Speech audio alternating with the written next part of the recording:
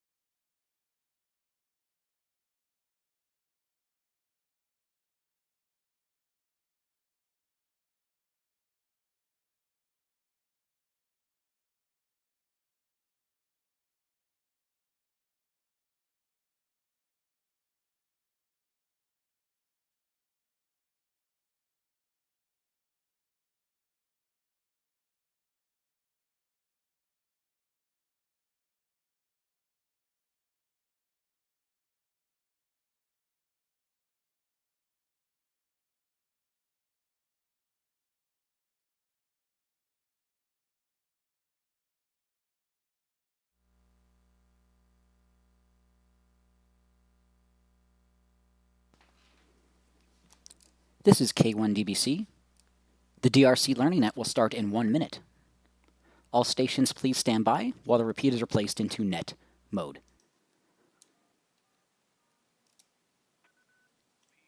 Off. W0TX repeater.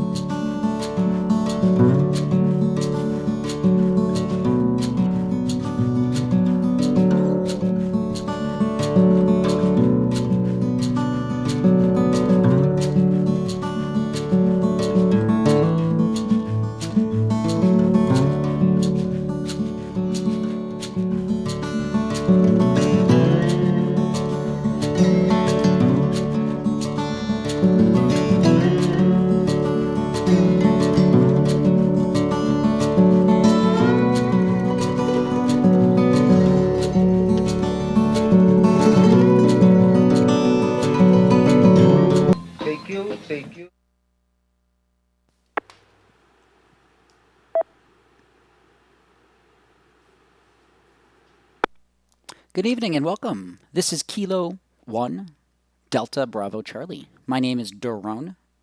I am Net Control for the Denver Radio Club Learning Net tonight. This is a directed net for the purpose of connecting amateurs seeking help or advice with Elmers willing to mentor. This net meets every Wednesday, except the third Wednesday of the month, at 1930 hours, 7:30 p.m. Mountain Time, on W0TX repeater, frequencies 145.490, which is linked with 448.625. Both have a negative offset of 600 and a tone of 100. This net can be broken at any time for emergency or priority traffic by using the word break. Is there any emergency or priority traffic at this time?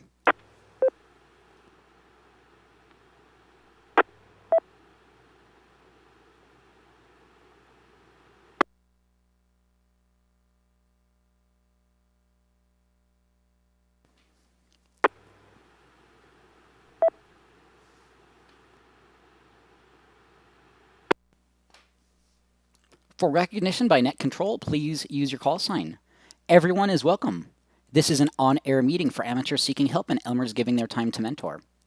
If you have any questions for the Learning Net and don't yet have your license or otherwise wish to contact the net, you may do so via email at drclearningnet@gmail.com.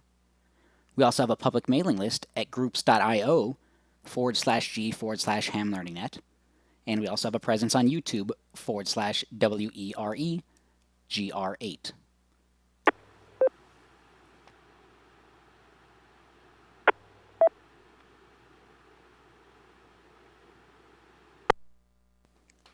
We will begin by inviting Elmers only to check in with or without traffic. All Elmers, please check in now. Alpha 0 Juliet Kilo AA0 JK Fred Narvada. Good evening.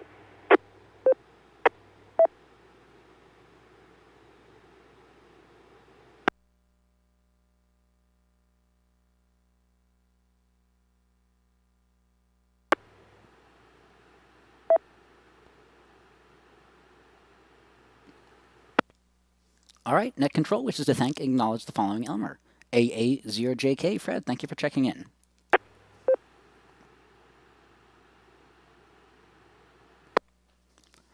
All other check-ins to the net will be taken in alphabetical groups based on the first letter of the suffix of the operator's call sign. That'll be the letter after the number in your call sign, the first letter after the number in your call sign. Please try to use ITU phonetics as you can. Please try to use ITU phonetics as you can as you check in and indicate if you have traffic or questions for our Elmers as you do. If your suffix begins with the letters A through M, Alpha through Mike, please check in now.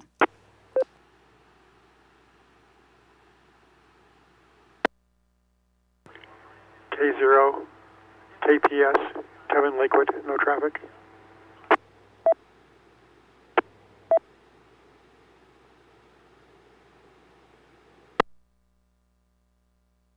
Good evening, Doron. Tom, Kilo 6 Hotel, Juliet Victor, Arvada, no traffic.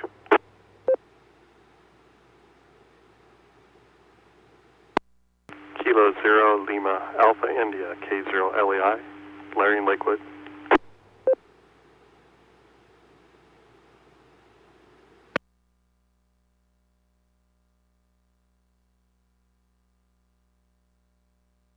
Whiskey Delta 6 Delta Oscar Kilo Rich Narvada. No traffic.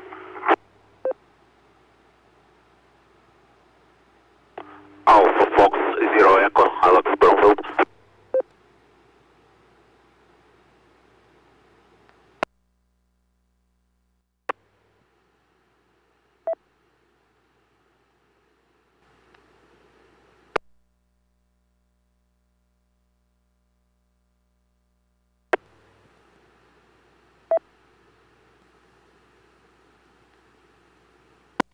All right, this is Net Control. We'll go ahead and hold up there for just a moment.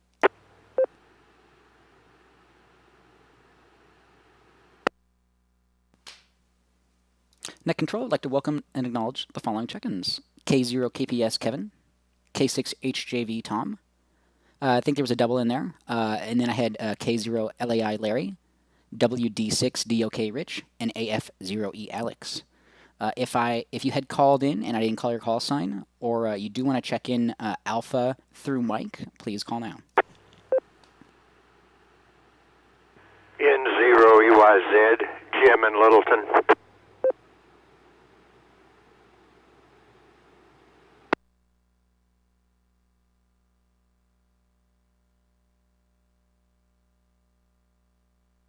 Kilo Foxtrot 0, Alpha Whiskey Charlie, Brian, Wheat Ridge.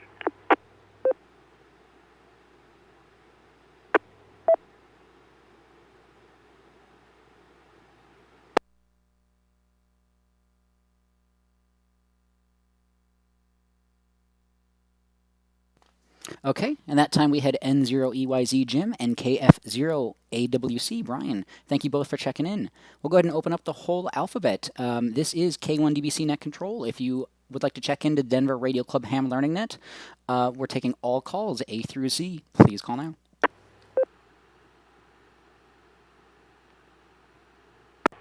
Kilo Echo 0, Sierra Uniform Mike, Jonathan.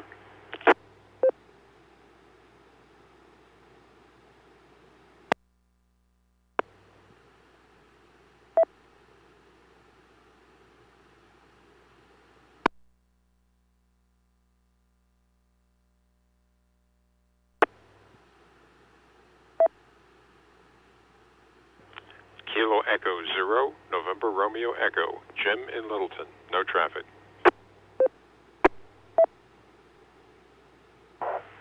N0TRP, November 0, Tango Romeo Papa, Jim in Lakewood with traffic.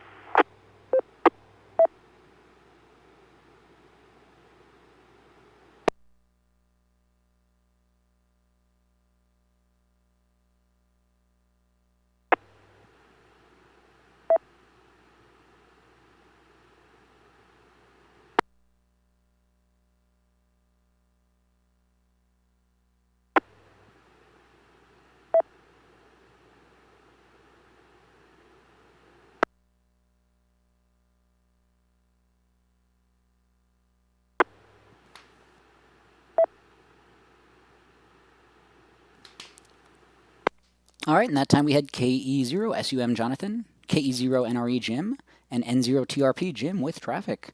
Thank you all for checking in. One more call if you'd like to check into the Denver Radio Club Ham Learning Net. We're taking all call signs. Please check in now.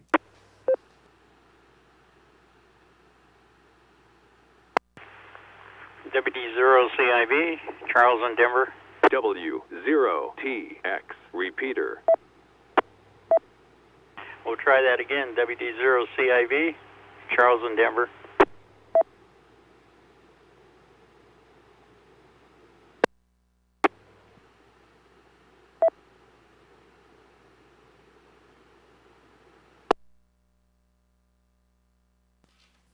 Perfect. Got you there, Charles. WD0CIV. Got you checked in. Okay. I'll do one more call. There'll be quite a few calls throughout the net. Maybe it'll be a shorter net here, but yeah, as a holiday time we're coming around, that's not too surprising. But one more call if you'd like to check in for the Denver Radio Club Ham Learning Net, just for the count, or if you have any topics or anything you'd like to bring up, please call now.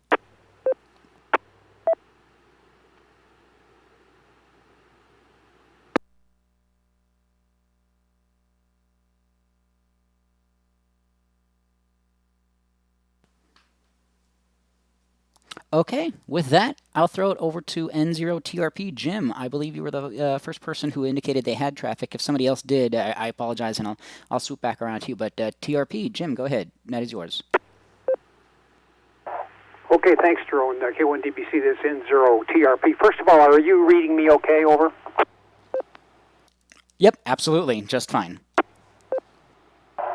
Okay, thank you. On a new radio here and a new antenna, but I'm a little bewildered, perplexed, and befuddled because I'm on this frequency. 145.490 is what I'm on. On the new antenna, I'm getting a lot of distortion, and it's basically unreadable. So I'm listening on the old radio on the old antenna so I can hear you. I'm talking on the new radio on the new antenna, but boy, that one frequency got real distortion on there, and I've tried different combinations of the radios and the antennas and listening on different repeaters, and everything seems to be fine except for 145.490 listening on the new antenna with either radio. Both radios, I'm getting a lot of distortion on 145.490 with the new antenna, and the new antenna is a Diamond X50 up above the chimney. The old antenna is a mobile whip mounted on the gutter. So anyway, just kind of confused about that. The only thing I'm coming up with is maybe multipath, just maybe the antenna's working well and getting multipath distortion. So I guess that's the crux of my question is, has anybody experienced, you read about that multipath distortion. I'm just wondering if anyone's really had any actual experience with that. And this N0TRP.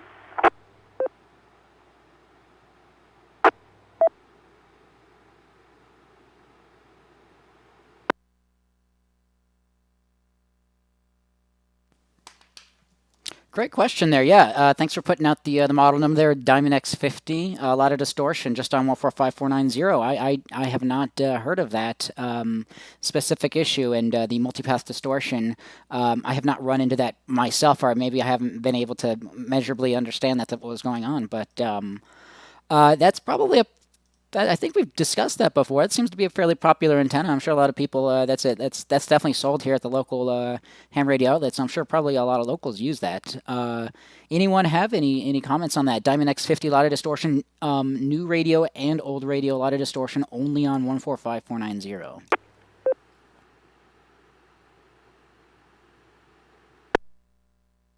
A0JK?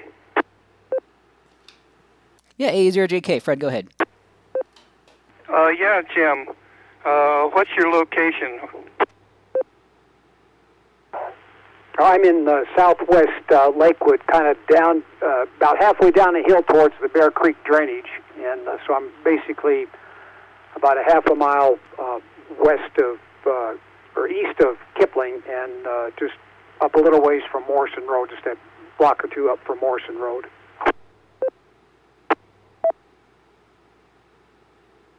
Okay, let's see. I don't know whether you might be in the shadow of the repeater or what might be the situation there. It's kind of a new one, unless it's similar to what Larry experiences being over there up in the Golden area. But other than that, I don't have much in the way of offer for a solution to that. But it might. Did you have this problem before? I did not, and I'm listening to you on the mobile whip, and that's coming in just fine.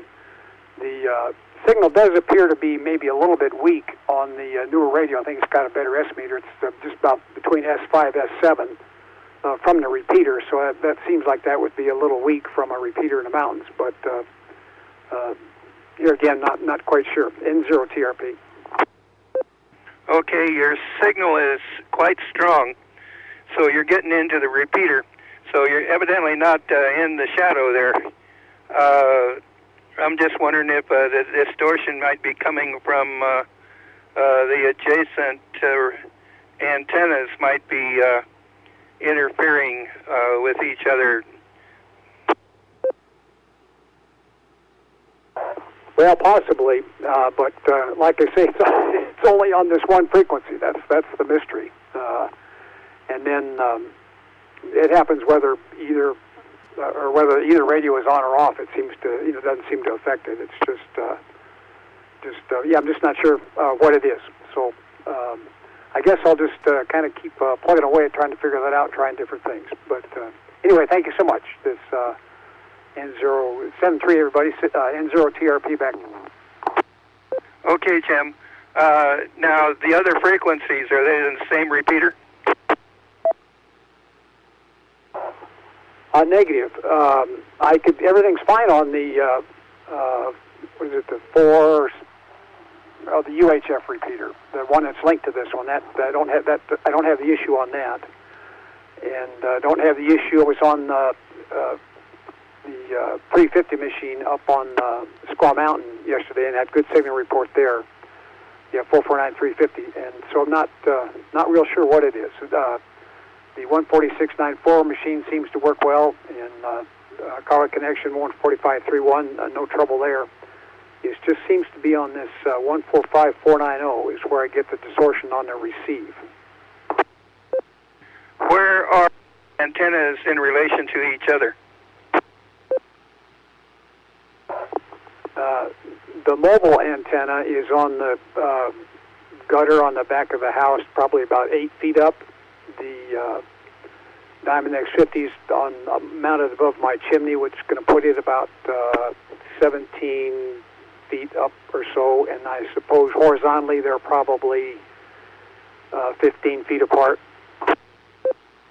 They're not radiating at the same time, are they?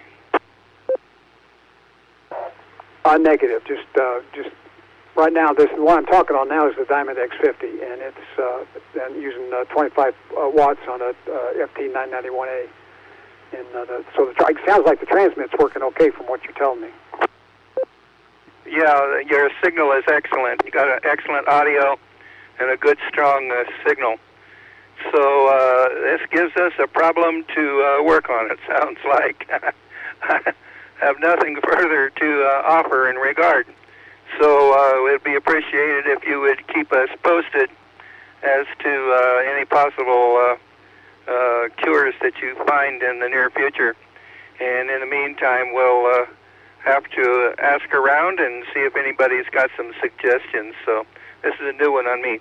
AA0JK, back to net control. LAI W0TX repeater. All right, sounds good. Thanks for all the follow-up there, Fred. AA0JK, K0 LAI, go ahead.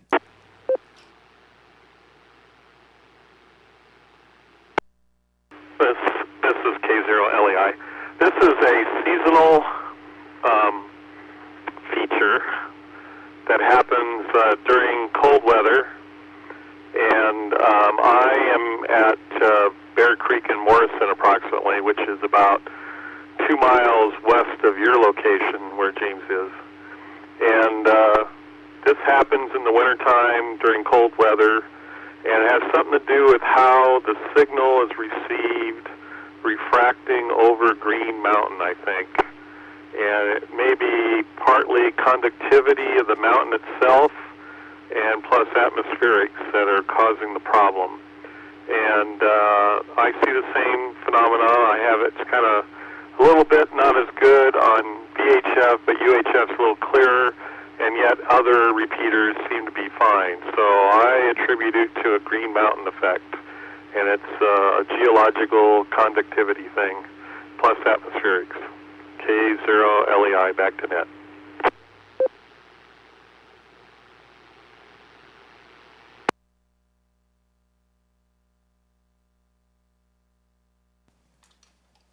Okay. Yeah, thank you there, LAI. I know definitely seasonally it seems like some weather definitely affects it. There's definitely a lot of things at play there, but it definitely during the cold seasons it seems like something definitely affects some of these things. How much distortion are you getting there, TRP? I mean, is it just to a point of just being completely unreadable? Oh, that's affirmative. It's mostly unreadable. I would have to really strain to make heads or tails of the conversation. So, yeah, thank you, Larry. That does seem like about the best explanation that we can come up with so far. So glad to know that. Maybe I'm not the only one that experiences something like that. So very well. Thanks so much. I appreciate the input. N0TRP, back to net.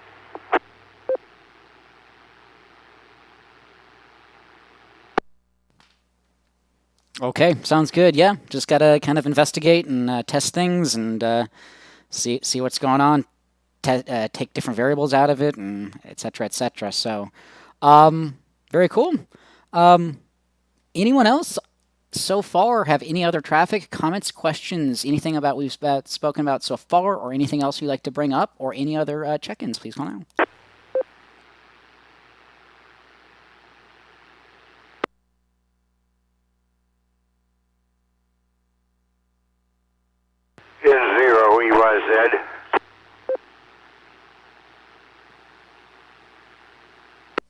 Yeah, N0EYZ, go ahead. Has anybody on here had any experience with magnetic loop antennas, not just receiving but for transmitting also?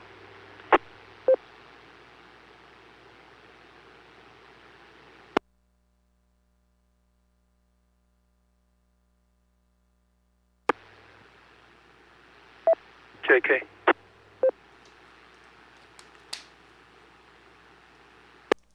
I know we've definitely spoken about them, but I don't know how much experience. I have no experience on that, but A0JK, go ahead. AA0JK. Yes, I've been hearing a lot of good reports in on the mag loops, and there are a lot of YouTube videos available, and not only just on the individual manufacturers' products, but a lot of hams making reports via the YouTube internet on these antennas. And so they are very worthwhile looking into, and it sounds like it's a pretty good alternative for people with limited space. AA0JK. He was here. Thanks for that information. I've been doing a lot of research on the internet too, and it looks like to make one that you can run 100 watts on is a pretty formidable project because of size and cost. So I'm going to do some research on it because they look very interesting to me. So thanks for your information. N0, EYZ clear. Also, the 100-watt versions are quite expensive, very, very pricey. So kind of dependent upon your expectations and how deep is your wallet. But I think if you're willing to operate at lower power settings, I think you'll have good results from what I've been seeing, and might be able to get out there and have some pretty good activity there, working with lower power and the lower powered mag loop antennas. So if you're really insistent on running 100 watts, dig deep into the wallet. AA0JK. Yeah, it looks like you can, with the higher efficiency, you can get away with lower power and therefore lower cost also. So I'm going to do some research on this and maybe try to build one or something. Thanks a lot for your info. Okay, sounds like an interesting topic for the future, so keep us posted. AA0JK, back to net control.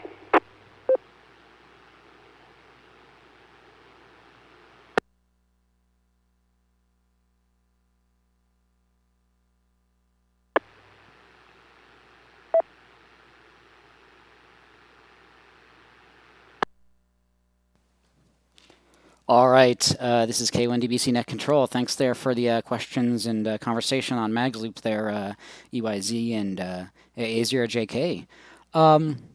Yeah, we've definitely discussed those a lot. I definitely need to get into more building of these things, because just looking at these things, I mean, it's just, you just kind of have to understand the math and science behind it and just kind of try things and see what's going on. So, all right, anyone else so far?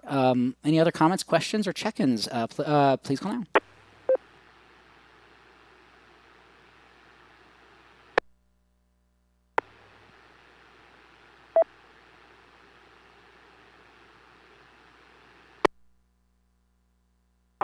TRP again with a quick question. All right, we had actually a check-in on the YouTube, and you're more than welcome to do that if you're not in the Denver area, or if you're not yet a ham radio operator, you could check in. So we had KF0AEY, Patrick checking in there. TRP, yeah, go ahead with the question. Yeah, N0 TRP again. I'm talking on the UHF now, just wondering if you're reading me okay on that. Loud and clear. Absolutely, coming in very clear. Thank you. N0 TRP, back to net.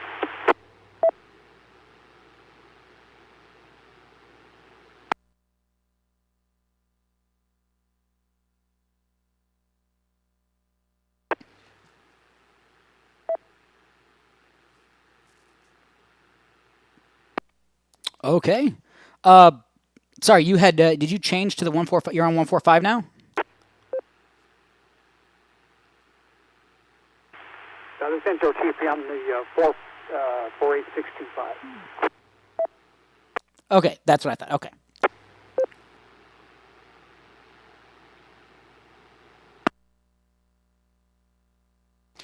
Okay, at this time I'll actually take an opportunity to take formal check-ins. My name is Daron. My call sign is Kilo 1 Delta Bravo Charlie. If you've just tuned in, I am Net Control for the Denver Radio Club Ham Learning Net. It's an on-air meeting for amateurs seeking help and Elmers giving their time to mentor. Everyone is welcome to join in. If there's anyone who wishes to check in at this time, please do so with your call sign using ITU phonetics, your name, and state if you have traffic or questions for the net. W0TX repeater. Kilo, Foxtrot, 0, Alpha, Foxtrot, Quebec, Troy and Denver, no traffic.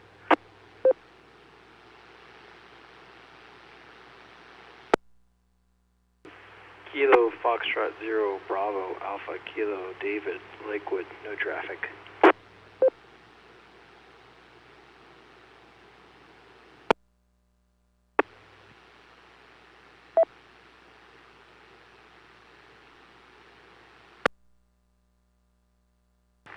WD0, CIB, Charles in Denver.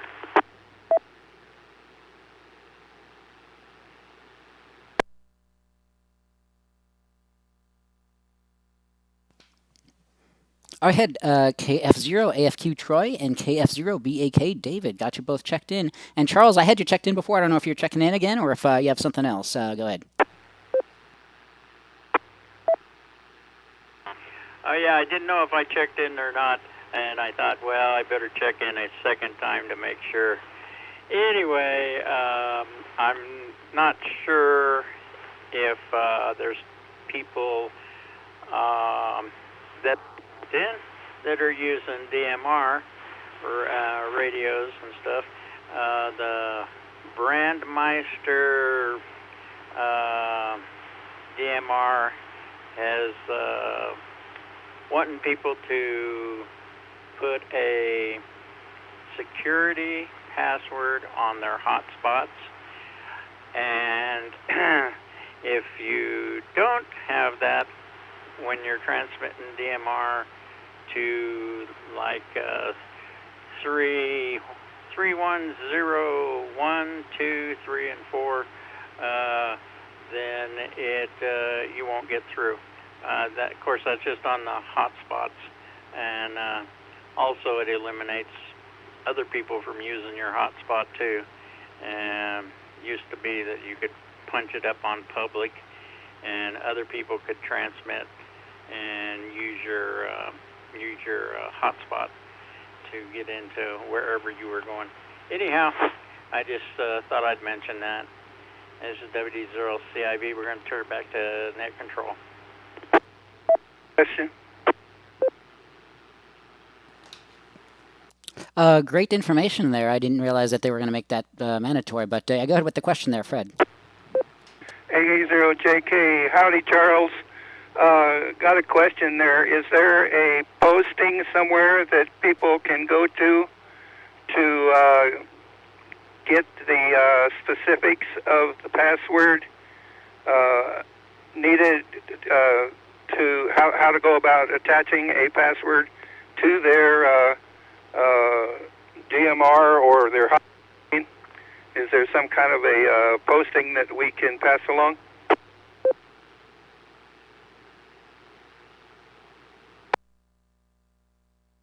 Okay, yeah, you have to go to the Brandmeister network, and you guys probably have seen that screen where it pops up and it's got all kinds of dashboard information on DMR. Anyway, you have to actually register with them, which is basically you sign in with your call sign and do a password thing. Let me see if I got it still. I'm not sure. Anyway, I guess I might have it. And let's see. When you get that done, then it'll have you log in with those, registration things. And then you'll go down to self-care, and another window will pop up, and it'll show security codes or security passwords, and you don't want to go to the first one, but the last one on there, it says hotspot password. And then you choose a password and put it in there, and then wait about, I don't know, a day. And then the next day, bring up your hotspot and go down and put that same password in your Pi-Star software, program. The passwords cannot have numbers and letters together. You either, if you're going to use your call sign and you have a 0 in your call sign, do not use the number 0.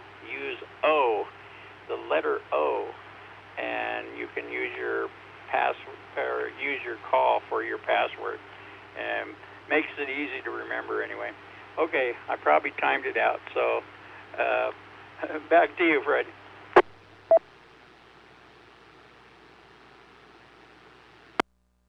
Okay, great, Charles. Thank you. Thank you for walking us through that. I think that's kind of what people are going to need to take a look at. My big concern there was for those who already have been using those modes and the hotspots, and if they're confronted with not being able to get in due to not having previously put in a password, how that they could go in with their existing information and add a password.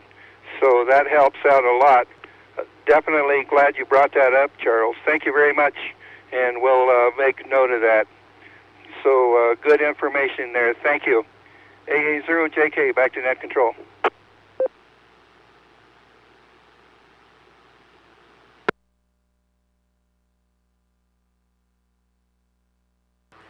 Comment, KPS. All right, sounds good. Yeah, K0KPS, go ahead. Yeah, along those lines, if you go to the brandmeister.network, click on User Dashboard, underneath the map and the repeaters, hotspots, etc., there's a latest Brandmeister news that starts off with about 6 lines worth of information, and there's a link in there that you can click that walks you through the steps. Back to net, K0KPS.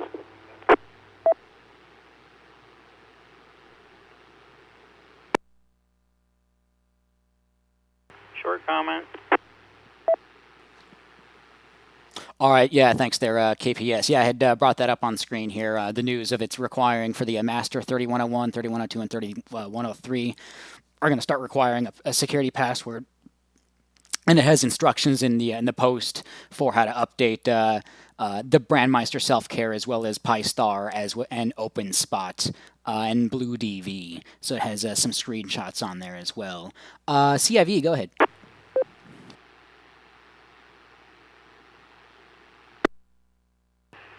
Yeah, the Brandmeister thing that you're looking at, I forgot the name of it. But anyway, you want to put the password in that particular place first. Do not put it in your Pi-Star programming until after after you've done the Brandmeister network. You have to do that one first.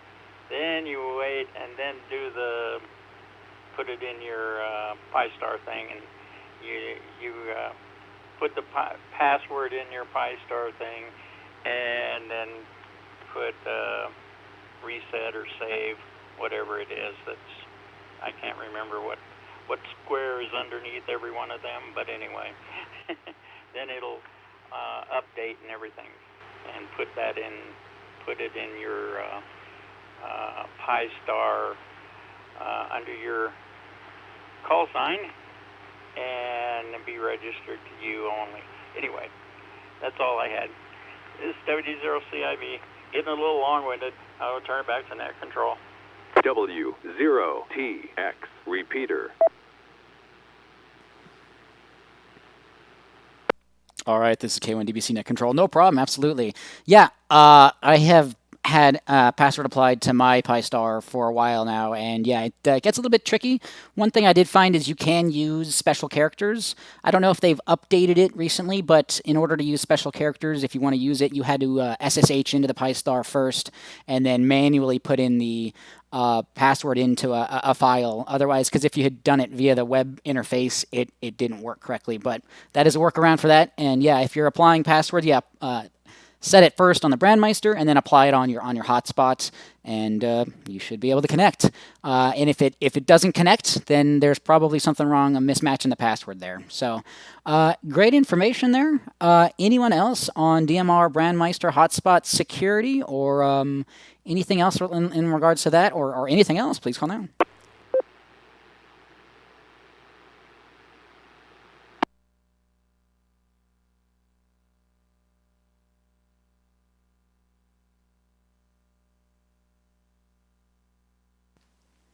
Okay, I'll have links to that again on the YouTube and our, as well as the groups.io page.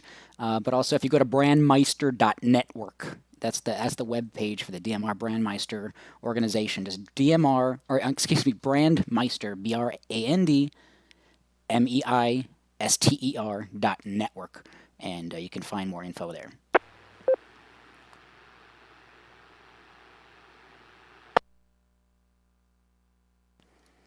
Okay.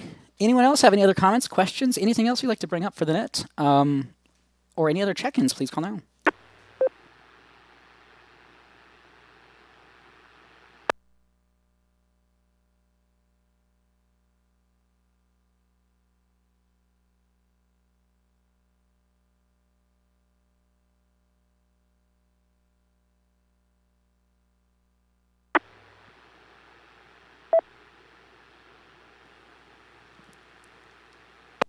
All right, this is K1DBC Net Control for the Denver Radio Club Ham Learning Net. I'll just pass some information here on the ongoing saga with the Arecibo Observatory. Unfortunately, it's had the final nail in the coffin there. It's a third support cable had torn and putting much more pressure onto the rest of the support structure there. There's some pretty epic photos and some pretty good things. Scott Manley is a pretty good YouTuber. It does a lot of good astronomy, and he's a pretty good explanation. It apparently started from an earthquake in Puerto Rico, and unfortunately, it coincides with the collapse there. So it has the dome, the Gregorian dome has collapsed. So unfortunately, it's the end for Arecibo.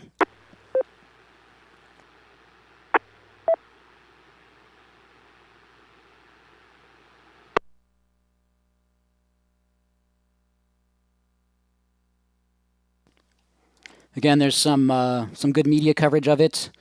So some good drone footage, and so if you wanted to look, just look on YouTube and Twitter. There's some high-res photos, and it's yeah, pretty sad to see.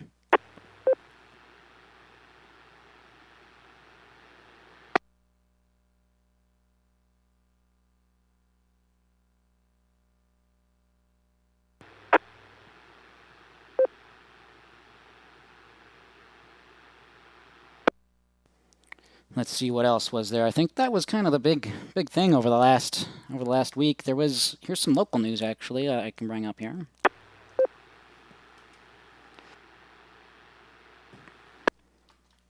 Article from 9news.com. Colorado state lawmaker wants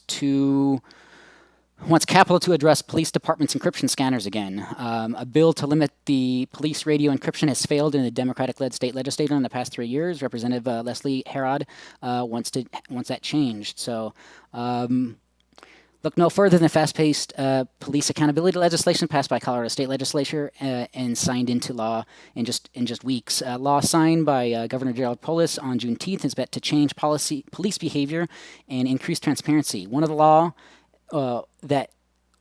the areas that law didn't address is the transparency of encrypted police radios. So we're talking about APCO AP25, which we brought up in the past. This is an open source, and this is apart from the article. They don't go into this, I don't think. But APCO 25 is the open source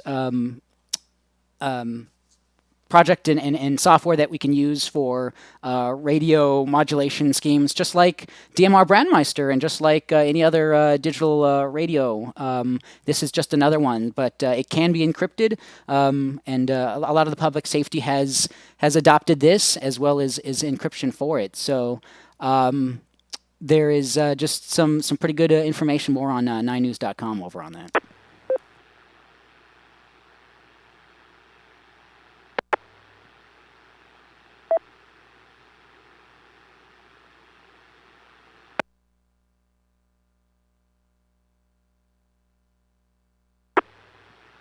I have a comment here in the YouTube. Dr. Strange, do you guys know Morse code memorized? So welcome to the chat here. I don't, but a lot of people have. They have removed that requirement from the from getting licensed anymore. So you don't need to know Morse code anymore. But still, people do use Morse code a lot. It's low power, and you can get out really far over the world with just that. So it's still used quite a lot. But I certainly don't. But we have we have I'll bring up a couple things here that you can see that we have locally.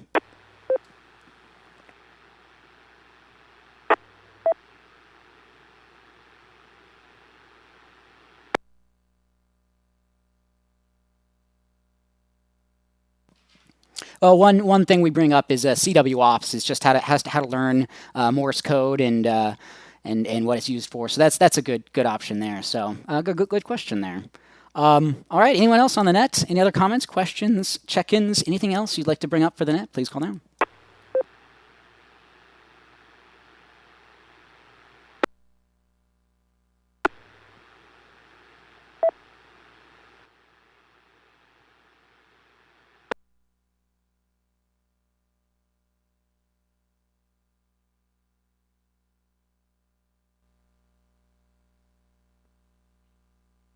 This is K1DBC Net Control. I'm just checking to see if there's anything else I have. Don't know if I brought this up last time, but if I did, I apologize. But the HackRF PortaPack, HackRF is a SDR transceiver. It's low power, but it's capable of what's doing a replay attack. So there's been, I don't know if this was the culprit for the recent, there's a Tesla hack recently, but this is basically able to listen to something, capture it, and then replay it back. So for example, a key to open a car, a thing to open a garage, anything RF. This is, and HackRF is a local Colorado product by Great Scott Gadgets. And so it's a software SDR transceiver, 1 megahertz to 6 gigahertz, half duplex, 50 milliamps to 3.3 volt. Oh, that's the power it operates on. But it's somebody put in a PortaPack here, so you can all-in-one take this into the field. And it's not for nefarious purposes. It's for education and for understanding RF. So if you have any need in your life for that, over on hackaday.com, the HackRF PortaPack is a pretty cool project here.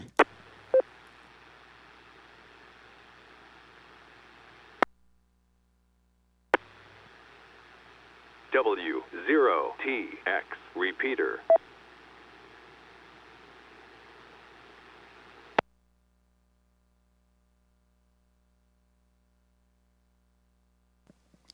I know we had a presenter recently that worked on s.t.e.m project over on rtl-sdr.com. Again, with the HackRF, searching for extraterrestrial intelligence with the HackRF. It's an ongoing project that aims to detect radio signals originating from intelligent species somewhere in the universe. Recently, Alberto Caballero, SETI researcher, has been proposing a distributed search project with amateur and or professional radio telescopes. The idea is that multiple stations around the world would monitor a single star for a period of time in order to collect data 24/7. To participate, the requirements are a dish 2.1 meters or larger, a motorized mount, and a feed, LNA, and radio system able to receive 1.1 to 4.45 gigahertz. Example of a SETI station can be found at SETI.net. The owner has a 3 meter dish on a rotor connected to a HEC RF. That's what this photo here is. Okay. And then an LNA and bandpass filter also used at the feed end. SDR console and SDR sharp are used to monitor a specific frequency, and the audio is sent into a special automatic SETI analysis program as well as spectrum analysis software. If an interesting signal is detected, the software notifies the user, then further analysis can be undertaken. So if you have any want to do that, you can contact them, but more info on rtl-sdr.com for that.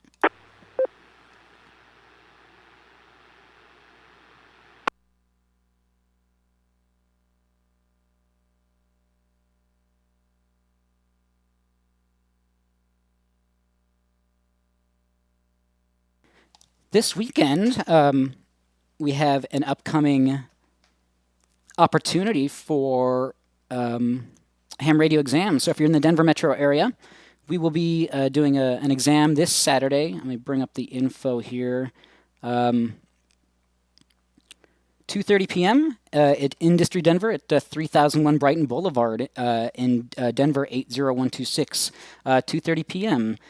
There's visitor parking spots on the front east side of the building and some additional spots on the contiguous parking lot in the south side of the building.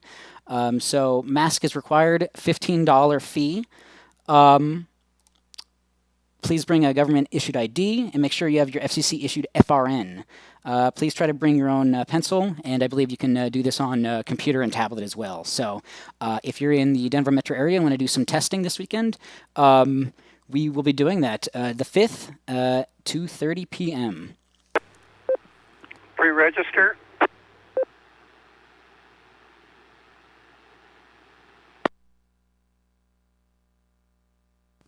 Pre-register required?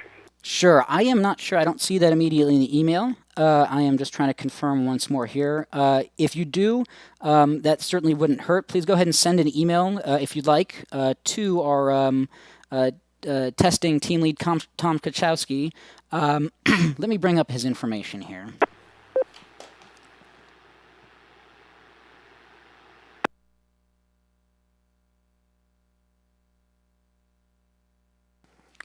So if you would like to do some testing this weekend, you can reach Tom at 720-493-1426. Yes, pre-registration is required. Again, Tom, you can reach him at, and his call sign is Kilo Charlie 2, Charlie Alpha Golf, KC2CAG, 720-493-1426. As well as his email address is his call sign at msn.com, kc2cag at msn.com. You could probably also send an email to W0TX at W0TX.org, and it should be sent over to him as well.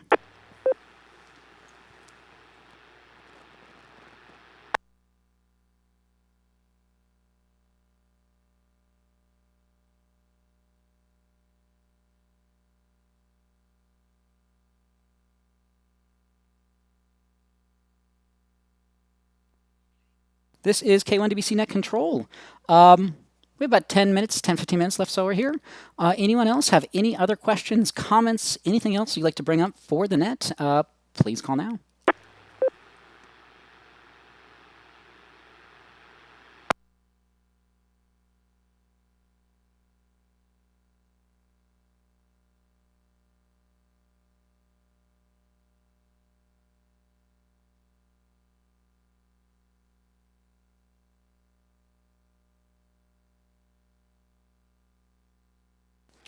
All right. Again, this is K1DBC Net Control for the Denver Radio Club Ham Learning Net. Does anyone have any other comments, questions, any other check-ins, anything else you'd like to bring up for the net? Please call now.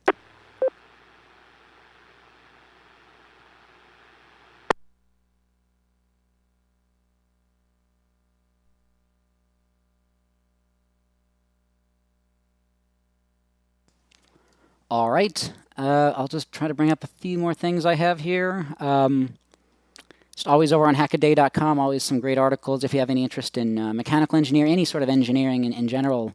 Lots of cool things going on, and a cool story here about exploring turn-of-the-century RAF, Royal Air Force avionics. Somebody had purchased secondhand, cheaply, some avionics units and done some reverse engineering on it, and just kind of got some dummy stuff going on there. So,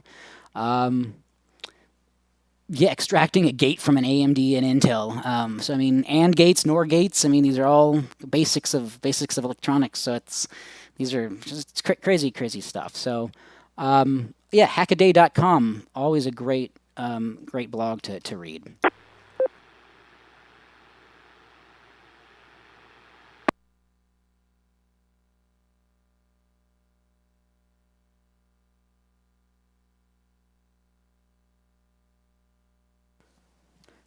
Again, over on RTL-SDR.com, Romeo Tango Lima-Sierra Delta Romeo.com. Always more great articles. We're talking about Hydrogen Line Northern Sky Survey, if you want to get into any radio telescopes. There's lots of things going on there. Somebody did some investigation of Ethernet on Raspberry Pi, RF leakage. He's calling seeks to use unintentional RF radiation from Ethernet hardware cables, just your regular network cables, to transmit arbitrary signals such as Morse code and FSK. During his earlier experiments, he noted he felt that the Raspberry Pi had an unusually strong radiated Ethernet signal. In his recent post, he further investigates that. New test seems to confirm that Pi 4 has excessive RF leakage from Ethernet hardware. Latest results have shown he was able to receive Ethernet leakage strongly from 50 meters away without any cable connected to the Ethernet port to act as a radiator. Wow. So it contains a number of demonstration videos, such as one below. He admits that his particular Pi 4 might be unique, so just more testing is required on that.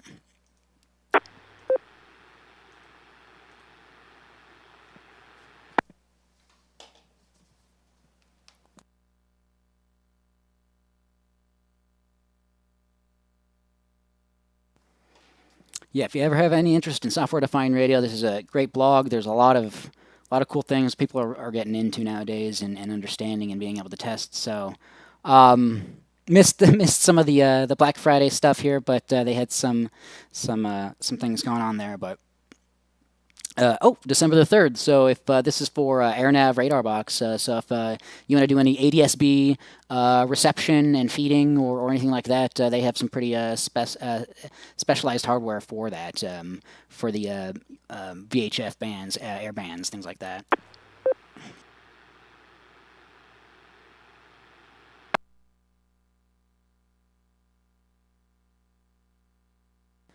Okay, I will throw it out to the net. Anyone else have any other comments, questions, check-ins, anything else you'd like to bring up for the Ham Radio, Denver Radio Club Ham Learning Net? Please call now. W0TX repeater.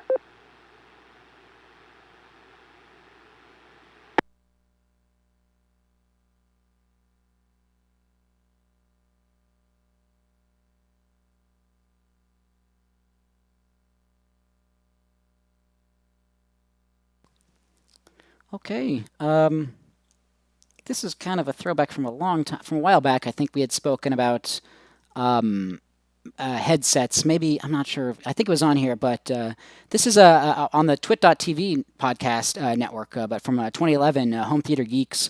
He does a deathmatch, a pair-up of all back from then, the celebrity headphones. So Scott Wilkinson, he has a pretty good...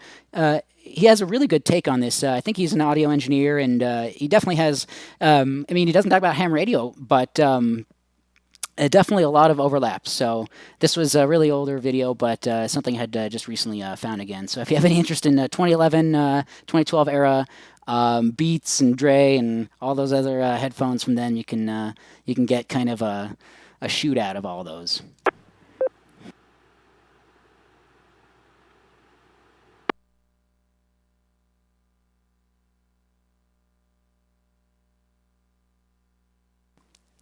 Okay, with that, I really do not have much else. I might start to at least just pass some club business unless anyone else has anything to throw out.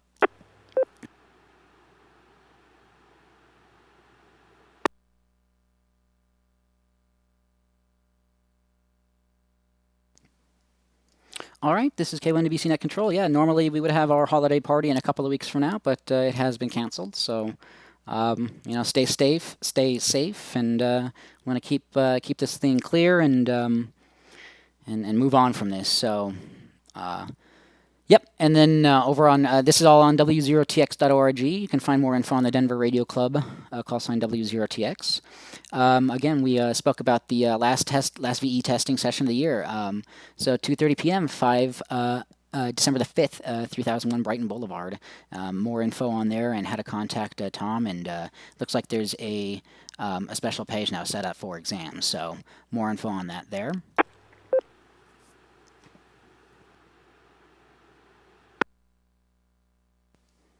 Our next presentation topic is going to be having fun with VHF, December the 16th.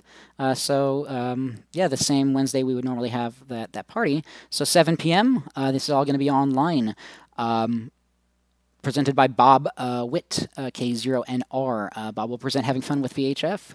Includes a discussion of some VHF basics, contesting, and operating summits on the air. Some more info on that on W0TX.org. It'll be on Google Hangout, Google Meet, and you don't need to be a ham radio operator. You don't even need to be in the Denver metro area. Everybody is welcome.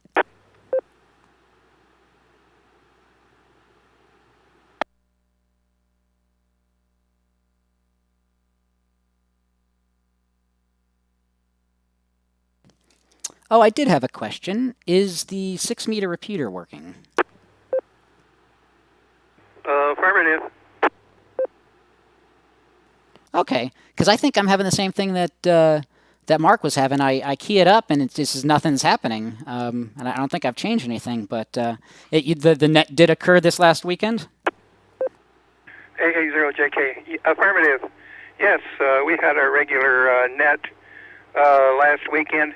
The audio was quite low, but don't know whether that's attributed to the weather or exactly what happened there. I know we have varying conditions that affect that particular frequency. Plus, there has been some activity for upgrading. They've been working on the antennas there at the site. But I am quite curious as to why, if all the proper offsets are entered into the radio, why you would be having issues there. Would like to have some additional feedback on that myself, so we could possibly pass that along. But have you been able to use a repeater in the past, Daron? I have been able to key it up in the past, yes. And I've heard Jerry's voice come back. And I've tried it a couple times over the last week or so, and I key it up and just get nothing back. Okay, sounds like you have your settings okay. Sounds like you're all set up okay. Might have something to do with location, or like I mentioned before, it seems like from one week to the next, there's quite a difference at times as far as getting the audio levels and getting into the repeater. So I don't know whether that just happens to be a situation with the frequency itself that we're using there with the 6 meters, but I know that we have had variations in the past. So I wish I had something there to add to that to kind of resolve that issue. But if anyone happens to stumble onto something in that regard, please pass that along. I would like to know. And I know that the folks there who are maintaining that repeater are aware that some of the situations that we've been having here in the past, and we are making note of that each Sunday morning whenever we have our net. So any feedback would be appreciated. AA0JK.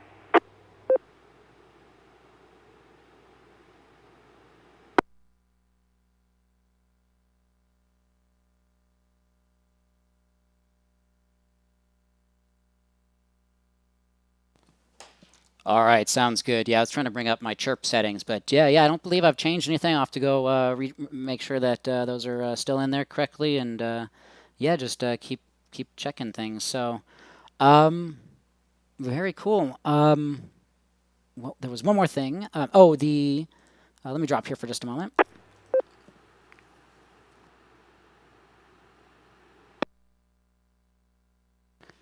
Club does have a newsletter, so if you're interested in that, again, it's all online. The Roundtable newsletter, the December issue is available, and you can view that online. So kind of Jerry goes into just the holiday season and what's coming up, and then who's recently joined, as well as some of the technical committee reports and things like we were talking about the 6-meter receiver, 6-meter site, and things like that. Learning Net, some updates on that. Yeah, upcoming things, and definitely just a lot of club-related things. So PDF format of that, again, available online. It's no physical copy, but W0TX.org, and you can click the link at the top and select the option for the Roundtable newsletter.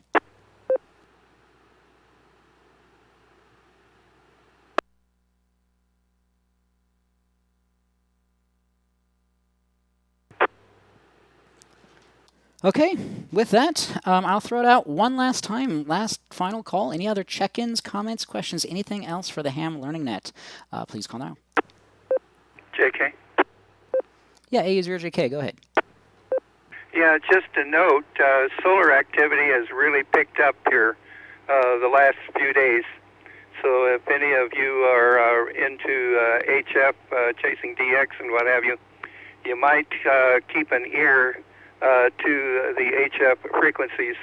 I know down even into 15 meters opened up, and the sun is really fired up and ionized the D layer, so you might have some skip available to you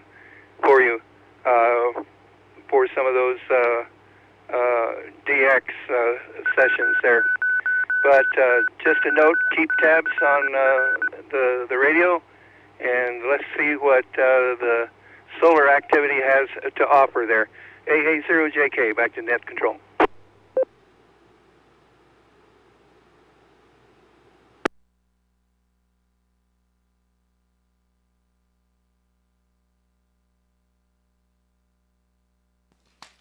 All right, sounds good. Yeah, largest solar flare of the new sunspot cycle, cycle 25, an X-ray flare with a peak strength of M4.4.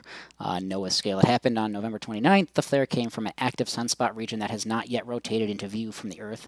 If this sunspot group continues to be this active, we are in for higher shortwave frequency propagation and times of shortwave fade out, and if flares occur. So yeah, solar weather. Very, very neat stuff here. Thanks there for the info on that.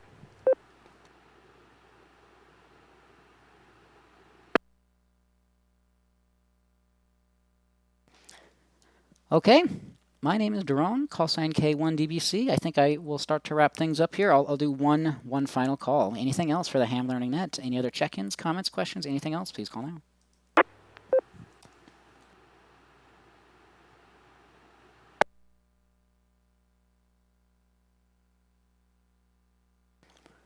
All right, well, thank you all for being here this evening. Again, we have a testing session this Saturday. If you want to do that, you'll have to register online or go to our website, W0TX.org. You can find more info there.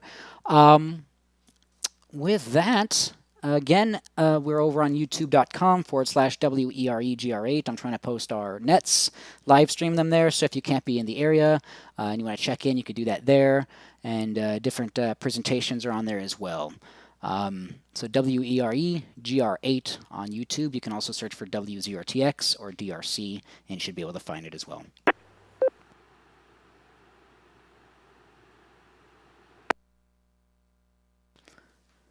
All right. If you wish to contact the net with topic suggestions or to set a date to act as net control operator or guest Elmer, you may do so at any time via email at drclearningnet@gmail.com. You can also visit our public mailing list, groups.io/g/ham learning net. And definitely just, it's pretty casual. So if you do want to be net control or anything like that, just feel free. Any given Wednesday is just fine as well. This evening we had a total of 16 check-ins. Thank you everyone for checking in, and would like to thank everyone who participated. We especially appreciate and thank our Elmers. Thanks to the Denver Radio Club for allowing us to use their repeaters for this net. We invite you to join us on the third Wednesday of the month at 6 p.m. for an Elmer session prior to the regularly scheduled Denver Radio Club meeting at 7 p.m. Again, now this takes place online until further notice. That will be this December the 16th, 7 p.m. And then there's an Elmer session, which is very similar to this, just a Q&A, show and tell, at 6 p.m., all online on Google Meet. So W0TX.org, everyone is welcome.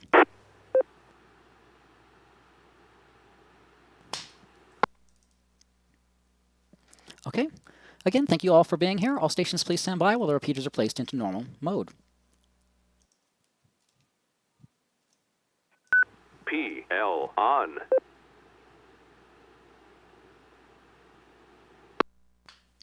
All right, this is K1DBC Net Control, 7 to 3 to all, and I am clear. All